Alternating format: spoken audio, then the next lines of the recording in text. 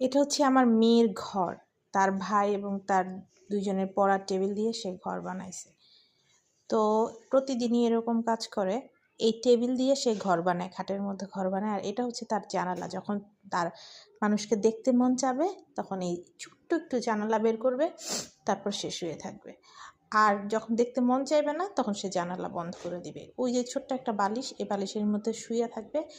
আর সাথে যত খেলনাপাতি আছে নিবে, কিন্তু আজকে শুধু ওই যে নতুন খেলনাগুলাই নিছে, ফ্রিজ আর কিচেন সেট, এই দুইটাই নিছে। এখন এই দুইটা নতুন, এই দুইটা 2 দিন খেলবে, তারপর এই দুইটাও পুরান হয়ে যাবে, এই দুইটা আর খেলবে না। তো আমরা ছোটবেলায় করতাম কি, ছাতা দিয়ে এরকম ঘর বানাইতাম, ছাতার উপরে আবার খাতা দিতাম। আর ওরা এখন ছাতা তো আর এখন পায় না, এখন ওদের পড়ার টেবিল দিয়েই এভাবে ঘর বানায়, আর এভাবে চুপ করে বসে থাকে আর এখানে শুয়ে থাকে।